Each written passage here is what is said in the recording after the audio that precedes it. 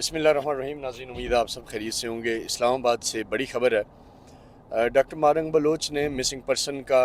کی بازیابی کے حوالے سے جو دھرنا اسلام آباد پریس کلب کے باہر گزشتہ کئی ہفتوں سے دیے ہوئے تھا، اس کے آج خاتمے کا اعلان کر دیا ہے. اس کا بنیادی طور پہ ہم دو چیزوں کا انالیسز آپ کے سامنے رکھیں گے. سب سے پہلے یہ کہ یہ دھرنا کن سرکمسٹانسز میں دیا گیا تھا، اس کی شروعات کی وجہ کیا تھی، اور یہ دھرنا کن حالات میں ختم کیا گیا اور ختم ہونے کی وجوہات کیا ہیں. یہ دونوں چیزیں آپ کے سمجھنے کے لیے انتہائی ضروری ہیں. آپ میں سے جن لوگوں نے ہمیں جوائن کیا، اس ویڈیو کو شیئر کریں تاکہ زیادہ سے زیادہ لوگوں تک جو فیکٹس ہیں وہ پہنچ سکیں. سب سے پہلے ہم بات کرتے ہیں دھرنے کی شروعات کے معاملے پہ. بیسیکلی تربت میں بالاچ نامی ایک نوجوان کے قتل کا معاملہ سامنے آیا، اور مبینہ طور پہ یہ بتایا جا رہا تھا کہ Balach CTD counter terrorism department کی تحویل میں تھا اور اسے مار دیا گیا. جبکہ دوسری طرف حکومت نے، جب یہ مظاہرین آئے، انہوں نے احتجاج کیا، بیٹھے، تو حکومت نے CTD کے ان اہلکاروں کے خلاف کارروائی کی، ان کے خلاف FIR ہوئی، اور اس کے بعد یہ دھرنا بہرحال تربت میں پھر بھی جاری رہا. اور پھر ڈاکٹر مارنگ بلوچ، سمی الدین بلوچ اور چند دیگر لوگوں نے اسلام آباد کے مارچ کا اعلان کر دیا، جو بلوچستان کے مختلف علاقوں سے ہوتا ہوا اسلام آباد پریس کلب کے باہر پہنچا. اس دوران بالاچ کے معاملے پہ بہت سے لوگوں نے انویسٹیگیشن کی کہ یہ بالاچ کون تھا اور اس کو کب اور کیوں مارا گیا. اس میں بہت ساری تفصیلات سامنے آئی تو پتہ چلا کہ بالاچ جو ہے وہ BLF اور BLA کے ساتھ وابستہ تھا، اور اس کے اوپر پہلے بھی کئی FIRs درج تھی، جس میں اس نے کئی دکانداروں کو قتل کیا تھا، اس نے کئی جگہوں پہ بم ہینڈ گرنیڈ پھینکے تھے، کئی دیگر چیزوں کے اندر وہ ملوث تھا. اور ان تمام الزامات کی روشنی میں جب اسے CTD نے گرفتار کیا تو اس نے اپنی جو ہائیڈ آؤٹ تھی اس کی نشاندہی کی، جہاں دیگر ٹیررسٹ چھپے ہوئے تھے. جب CTD اس کو لے کے وہاں پہنچی تو جو آلریڈی موجود دہشت گرد تھے ان کی فائرنگ کے نتیجے میں جہاں CTD اہلکار بھی زخمی ہوئے، وہیں بالاچ بھی مارا گیا. تو یہ مدعا تو بہرحال اس طرح سے سمجھ آیا. اس کے بعد لیکن سمی الدین بلوچ اور مارنگ بلوچ اسلام آباد پریس کلب کے باہر بیٹھی رہیں، اور حکومت نے ان سے مذاکرات کی کوشش کی، جس کو انہوں نے مسترد کر دیا. صحافیوں نے ان سے سوال پوچھنے کی کوشش کی تو انہوں نے بدتمیزی سے جواب دیا، اور ایک وقت ایسا آیا کہ انہوں نے صحافیوں کے اسلام آباد پریس کلب کے سامنے لگے دھرنے میں ان کی انٹری کو بھی بند کر دیا، اور ہر اس سوال کو ویلکم کیا جو ان کے سٹانس کو تقویت دے، اور ہر اس سوال کی مذمت کی جو سوال ان سے سچ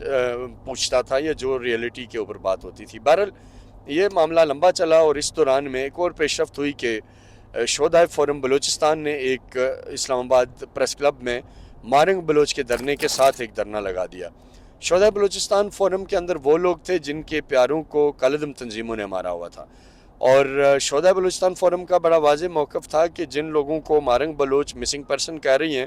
وہ لوگ پہاڑوں پہ بیٹھے ہوئے ہیں، وہ مسنگ نہیں ہیں، وہ فورسز کی تحویل میں نہیں ہیں، بلکہ وہ اپنی مرضی سے وہ بارڈر کے اس پار افغانستان میں، ایران میں کہیں بیٹھے ہوئے ہیں، اور وہاں سے وہ پاکستان کو ڈیسٹیبلائز کر رہے ہیں. تو اب دونوں طرف ظاہر یہ چیز چلی، میڈیا نے رپورٹ کیا، ہم نے بھی رپورٹ کیا، اور بہت سارا اس کے اوپر بحث مباحثہ بھی ہوا. اور اتنے میں ایک اور ڈیولپمنٹ ہوئی کہ ایران نے پاکستان کی حدود کی خلاف ورزی کی. اس کے نتیجے میں آپ کو پتہ ہے کہ پاکستان کے اندر معصوم بچے شہید ہوئے. پاکستان نے جب جوابی کاؤنٹر سٹرائک کیا تو وہ BLF اور BLA کے ٹھکانوں پہ کیا، جس کے نتیجے میں وہاں BLA اور BLF کے کچھ لوگ مارے گئے. اگلے روز بلکہ اسی روز شام کو ڈاکٹر مارنگ بلوچ نے انکشاف کیا کہ وہ ٹیررسٹ جو ایران میں مارے گئے ہیں ان کے لواحقین اسلام آباد پریس کلب کے باہر بیٹھے ہیں. کوئی بھی آپ سب کو اس بات کا اندازہ ہے کہ ایران میں جو لوگ مرے اس کی لواحقین یہاں موجود ہے اس دھرنے. کوئی بھی آپ سب کو اس بات کا اندازہ ہے کہ ایران میں جو لوگ مرے اس کی لواحقین یہاں موجود ہے اس دھرنے. یہ وہ دن تھا جب مارنگ بلوچ کے بیانیے کو جو سمپتھی حاصل تھی، جو تقویت حاصل تھی، اور جو اسلام آباد کے گرد و نواح میں بیٹھے لوگ اور اسلام آباد کی سول سوسائٹی حتیٰ کہ کئی حد تک اسے معصوم سمجھتی تھی، انہیں سمجھ آ گئی کہ یہ معاملہ کچھ اور ہے، اور انہیں یہ سمجھ آ گئی کہ واقعتاً یہ وہ مسنگ پرسن جن کو ہم مسنگ اور لاپتہ سمجھ کے ان کے ساتھ یکجہتی کے لیے بیٹھے تھے، وہ مسنگ نہیں ہے، بلکہ وہ اپنی مرضی سے پہاڑوں کے اوپر بیٹھے ہیں اور وہاں سے وہ دہشت گردی کارروائیوں میں ملوث ہیں۔ دوسرا جو ابھی ایران والا معاملہ اپنی جگہ تھا کہ اتنے میں اسلام آباد میں ایک تھریٹ الرٹ جاری ہوا، جس میں یہ بتایا گیا کہ ایک خاتون سوسائڈ بمبر کی اطلاع ہے جو اسلام آباد کے تعلیمی اداروں کو یا کسی بھی پبلک پلیس کو نشانہ بنانا چاہتی ہے۔ اس پہ ہم نے سب سے پہلے میں نے خبر دی کہ اسلام آباد کی جو ریکی ہو رہی ہے، اسلام آباد کی ریکی میں اسلام آباد کی ریکی میں اس دھرنے میں بیٹھے کچھ لوگ شامل ہیں، اور اس میں ظاہری بات ہے جب لوگوں نے اس چیز کی گہرائی میں گئے تو خبر میری ٹھیک تھی، اور ڈاکٹر مارنگ کو اچھی طرح پتہ تھا کہ کون سے لوگ ہیں جو اسلام آباد دھرنے میں بیٹھے ہوئے ہیں مارنگ کے ساتھ، اور وہ اسلام آباد کی ریکی کر کے BLF کو مختلف معلومات فراہم کر رہے ہیں، اور اس کے نتیجے میں ممکنہ طور پہ دہشت گردی کا واقعہ ہو سکتا ہے۔ تو مارنگ کو سمجھ آ گئی کہ اب کیونکہ پلان اے یعنی جس میں مسنگ پرسنز کو انہوں نے ریاستی تحویل میں ہونے کا دعویٰ کیا تھا اس کے ایکسپوز ہونے کے بعد، اور پلان بی یعنی دھرنے کی آڑ میں اسلام آباد میں بیٹھ کے ریکی کرنا اور ٹیررزم کے لیے انفارمیشن فراہم کرنا ٹیرر آؤٹ فٹ کو، دونوں جب ایکسپوز ہو چکے ہیں تو اب دھرنا بے معنی ہو گیا، تو انہوں نے بالآخر اس دھرنے کو وائنڈ اپ کرنے کا اعلان کیا۔ بہرحال میں یہ سمجھتا ہوں کہ دیر آئے درست آئے، اور اب یہ ڈاکٹر مارنگ کو چاہیے کہ وہ جب واپس جائیں تو وہ لوگوں کو سچ بتائیں،